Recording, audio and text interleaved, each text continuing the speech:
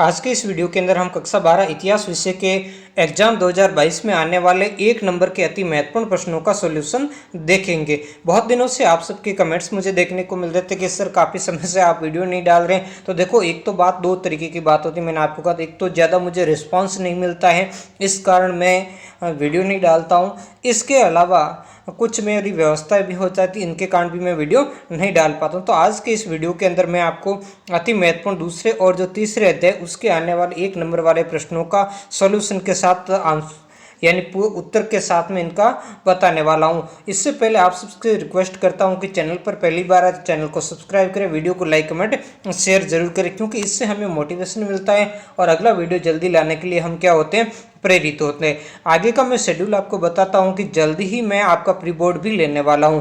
कल या परसों में आपका प्री बोर्ड का वीडियो अपलोड हो जाएगा। उस पूरे पेपर को आपको जो ब्लूप्रिंट के हिसाब से आएगा उसको पूरा अच्छी तरीके से आप सॉल्यूशन करें।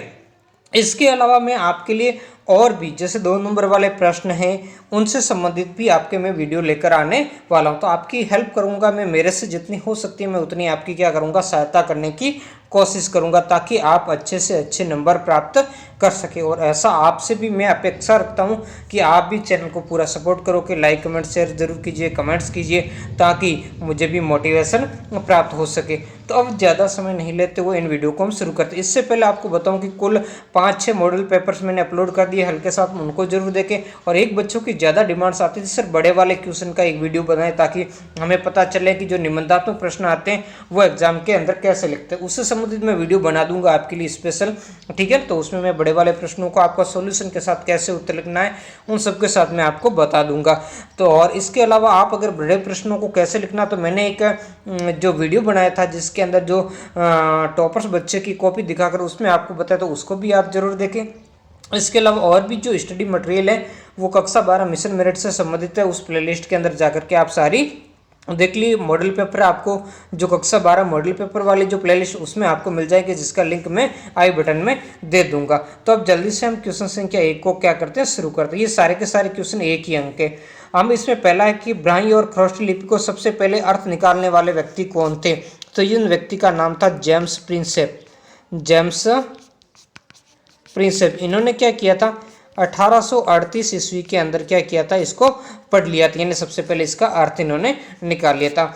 अगला दूसरा है गण और संघ के नाम से प्रसिद्ध राज्यों में राजा किसे कहते हैं। तो आपको इसमें पता होना चाहिए कि गण और संघ में व्यक्तियों का समूह क्या होता था, पूरा एक समूह क्या करता था, शासन करता था। और इस समूह के अंदर जितने भी व्यक्ति थे वो प्रत्येक व्यक्ति को क्या कहलाता था, वो राजा कहलाता था। ऐसा इसको इसके अंदर आपको लिखना है। अगला हम देखते हैं तीसरा, प्रारंभ में मगध राज्य की साम्राज्य की राजधानी कौन सी थी।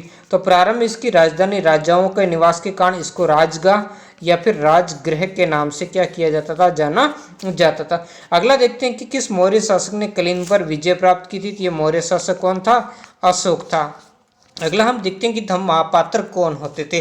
तो देखो, अशोक ने अपने राज्याभिषेक के 13वें वर्ष में क्या किया था, धम्म महापात्रों की क्या की थी, नियुक्त की थी, जिनका कार्य था धम्म का प्रचार करना। ये एक तरीके से अशोक के राज्य की क्या थे, अधिकारी थी। अगर इनके कार्यों की हम बात करें तो ये कार्य क्या थे, ये विभिन्न संप्रदायों में सामंजस्य बनाए रखने का प्रयास करते थे। इसके अलावा अकारण दंडितों के परिवारों को सहायता प्रदान करना, ये कुल मिलाकर के इनके क्या थे, कार्य थे। हालांकि बाद में चल करके मौर्य साम्राज्य के पतन का भी ये कारण बने, क्योंकि इन्होंने जनता के जो जीवन में बहुत ही हस्तक्षेप इन्होंने ज्यादा कर दिया था। छठा क्वेश्चन देखेंगे, तमिलकम क्षेत्र किसका कहा जाता है।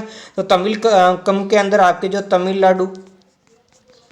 तमिलनाडु है, इसके अलावा आंध्र प्रदेश है, इसके अलावा केरल है। तो इसके कुछ हिस्सों को हम तमिलकम के नाम से जानते हैं। आपको लिखना तमिलनाडु, आंध्र प्रदेश व केरल के कुछ हिस्सों को तमिलकम के नाम से जाना जाता, जिसमें चोल, चेर व पांड्य जैसी सरदारियां हुआ करती थी। क्वेश्चन संख्या 7 देखेंगे, एक यूनानी समुद्री यात्री द्वारा रचित पुस्तक जिसमें भारत के बंदरगाहों के बारे में जानकारी मिलती है। तो इस पुस्तक का आपको नाम लिखना। तो पुस्तक का नाम मैं यहाँ लिख देता हूँ। इस पुस्तक का नाम है पेरी प्लस, ये पौधा है, प्लस ऑफ एरीथ्रियंस सी नाम से, ठीक है। तो इस पुस्तक का नाम दोबारा सुन लीजिए, पेरी प्लस ऑफ एरीथ्रियंस सी के नाम से। अगला जो हम क्वेश्चन देखेंगे 8वां कि किस जातक कथा में कुटिल राजा के कारण प्रजा को आने वाली परेशानियों को दिखाया गया। तो ये एक गंध तिंदु नामक जो जातक ग्रंथ है, इस जातक के अंदर क्या किया गया, दिखाया गया। अगला देखते हैं महाभारत के आलोचनात्मक संस्करण को तैयार करने हेतु किसके नेतृत्व में परियोजना शुरू की गई थी। तो ये 1919 ईस्वी के अंदर की गई थी और ये की गई थी वी.एस. सुकथानकर के नेतृत्व में। इनके नेतृत्व में ये परियोजना शुरू की गई थी। क्या नाम था इनका, वी.एस. सुकथानकर के नेतृत्व में।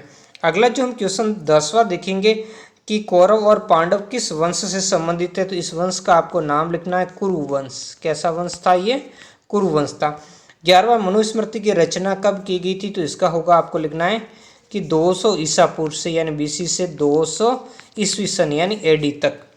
अगला हम देखते हैं कि ऋग्वेद के किस सूक्त में 4 वर्णों की उत्पत्ति का वर्णन, तो आपको लिखना है ऋग्वेद के पुरुष सूक्त में। कौन सा सूक्त है, पुरुष सूक्त है। पुरुष सूक्त का 10वां मंडल, कौन सा मंडल है ये, 10वां मंडल के अंदर, ठीक है ना। अगला जो क्वेश्चन है वो हम देखते हैं कि महाभारत के लेखन का कार्य किनके द्वारा किया गया। यहाँ पूछा किनके द्वारा किया गया, तो महाभारत के लेखन का कार्य श्री गणेश जी द्वारा किया गया, श्री गणेश जी द्वारा, क्योंकि वेद व्यास जी इसमें बोल रहे थे और गणेश जी ने क्या किया था, लिखने का कार्य किया था। अगला जो हम एक क्वेश्चन है वो क्वेश्चन देखेंगे 14वां क्वेश्चन है। 14वां क्वेश्चन है कि 1951-52 में हस्तिनापुर में उत्खनन का कार्य किस पुरातत्वविद ने किया था। तो ये करने वाले कौन थे, ये थे बी.बी. लाल, LAL, ठीक है, तो बी.बी. लाल थे। अगला द्रौपदी के पिता कौन थे। तो द्रौपदी के पिता कौन थे, आपको लिखना कि ये पांचाल नरेश द्रुपद थे। पांचाल नरेश द्रुपद, पांचाल जो वर्तमान के अंदर रुहेलखंड के अंदर आया हुआ है। अगला हम देखते हैं हिडिंबा का विवाह किसके साथ में हुआ। तो आपको लिखना हिडिंबा का विवाह पांडव भीम के साथ, पांडव भीम के साथ। आप कमेंट करके बताइए कि पांडवों में भीम कौन से नंबर पर था। अगला हम देखते हैं किस चीनी यात्री ने वधिक और सफाई करने वालों को नगर से बाहर रहना पड़ता था, ऐसा उसने बताया है, ऐसा लिखा है उसने। तो ये कौन था, ये था हवेन सांग, या जिसको आपकी बुक्स के अंदर नाम आया वही लिखना आपको, सवेन तसांग, सवेन तसांग या हवेन सांग के नाम। अंतिम आज का क्वेश्चन है स्त्री धन से आप क्या समझते हैं। तो इसमें आपको लिखना है स्त्री को विवाह के समय या बाद में मिली भेंट जिस पर स्त्री का अधिकार होता था उसे हम क्या कहते हैं, स्त्री धन के नाम से जाने जाते। यानी स्त्री को विवाह के समय, विवाह के बाद सब जनों से जो भी भेंट प्राप्त होती है उसे हम किसके नाम से जानते हैं, स्त्री धन के नाम से जानते हैं, और उस पर स्त्री का क्या माना जाता है, अधिकार माना जाता है। तो ये कुछ अति महत्वपूर्ण प्रश्न थे। कैसा वीडियो लगा मुझे कमेंट करके जरूर बताएं। आज की वीडियो में इतना ही, मिलते हैं नेक्स्ट वीडियो में एक नए टॉपिक के साथ। धन्यवाद।